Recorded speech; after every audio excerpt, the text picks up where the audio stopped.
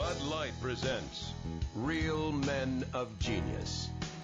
Real men of genius. Today we salute you, Mr. Way Too Proud of Texas Guy. Mr. Way Too Proud of Texas Guy. Men from lesser states may know their state's capital, but you know your state's bird, tree, and even reptile. Love that horny toad. You display your pride with your Lone Star tattoo, native Texan bumper sticker, and contempt for any state that doesn't start with Tex and end with is. That spells Texas. Sure, there are 49 other states in the Union, but they're smaller, wussier, and the people talk funny. Yankee wussy. So crack open an ice cold Bud Light, oh lover of the Lone Star State, because all that flag waving must have made you mighty thirsty. Mr. Way Too Proud of Texas. Bud Light beer, Anheuser-Busch, Houston, Texas. Hi y'all, thanks for clicking on my video. This is a drone video, but I wanted to give you a little background on the video before you saw it, so maybe it'll be better that way. Who knows? Anyway, we were driving through Texas. We went to LaGrange. We stayed at this super creepy hotel. It was like psycho. And then we met a cat. The cat was at the monument, and we found this monument out on the top of this hill, and it was on a fault line, which is really weird because it's close to Texas and it looks like it's in the mountains and stuff. It's kind of cool. So anyway, I'm gonna tell the story. Texas was oh yeah, why is everybody in Texas all stuck up? We think we're the best, or we know, okay, we think we're the best. It seems like Texas had a brutal history of always fighting, and it seems like they were always outnumbered 100 to 1 every time, and so they won. So I guess attitude we're the best, and that's kind of how it started. It was huge. That's the Republic of Texas when we were a country. So the people of Texas weren't really they were never U.S. citizens. They were like Mexico people that were trying to get get away from the brutal armies and bad guys in Mexico or whatever. And then a lot of people from the U.S. they came to get away from the government and wanted to relax down here. Let's see. There's the seal. There's the money. It had Greek gods on there and naked woman. That's kind of weird. Okay. Oh yeah, and then one more thing. Well, we'll get that. Let me. I'll get on this story here. Antonio Lopez de Santa Anna signed the Treaty of Velasco, and then that happened at the San Jacinto Monument. Oh, I guess there wasn't a monument there before there was a monument. That was when the Battle of San Jacinto, when they were all drunk and everything, passed out, and then General Sam Houston attacked while they did that, and they totally whooped their butts, and Santa Anna had to forfeit. Anyway, after he got free, he said, I didn't sign anything. And so a lot of the text, even though the treaty was signed and the war was over, it wasn't. They fought a whole bunch, and the fighting never stopped.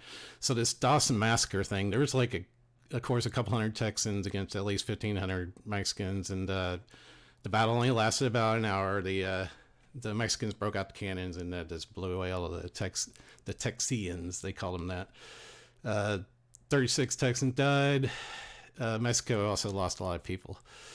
So the Texians would surrender because the Mexicans would play this thing called Diguelo.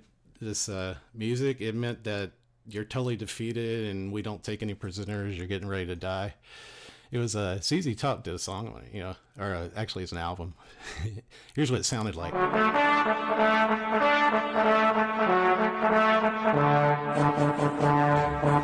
Jams. So anyway, if you heard that, you weren't happy and you're super, it was bad.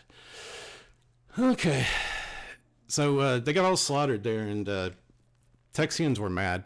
So they had this thing called the Weir Expedition, and it really wasn't. It was attack people that were going down to kill people, but They went down to Ciudad Mir, I don't know how to say it, in Mexico, and they attacked this town. But again, there's like 3,500 soldiers there, and it was only 350 Texians, and Sam Houston told them to come back, but they ignored him because they wanted revenge for the other guys. So yeah, they got beat too, and then a bunch of them got captured, and Santa Anna ordered them all killed, but the governor of the place wouldn't allow them to be killed. So U.S. and Britain got involved with the Republic of Texas and negotiated with Santa Anna. I don't know why he's in charge again, but anyway, he wanted 10% of them dead instead. So what they did is they got a bowl and put 159 white beans in it and then 17 black beans. If you got the black bean, you got shot. And let's see, I got a picture of them. There they are drawing the bean. You know, it's some kind of famous painting. And if you got the black bean, then boom. They have that. This painting's at the site. This is out at the thing. So if you go there, you can see that. So one of the white, later on the Spanish-American War, or Mexican-American War, whatever, U.S. won again, and so the guy, one of the white bean survivors, brought everything back to where this monument is, and all the remains are buried there and everything, and all the people were from LaGrange. That's why it all started there. So they brought all the people from all these wars all back to there. And what else we got here? There's the monument. We're going to be flying over that. That's the tomb in front of the monument with all the people's remains in it that they gathered up. It's off this really cool view off this hill. There's the remains of a brewery. After a while, this Creech family, and it got the land, and then they became huge breweries, and they took care of it until the state of Texas took over the monument, and now they care for it. There's the brewery. That's a picture I took from the ground. And here's one of the historical markers. If you want to read it, you can freeze it there. Oh, I'm in front of it. Hey, other way. Okay. And there's another one. And this is Pedro. That's my drone. So that's what you're going to be watching. So that's about it. Let me get started on the video here. And thank you for clicking on it and everything.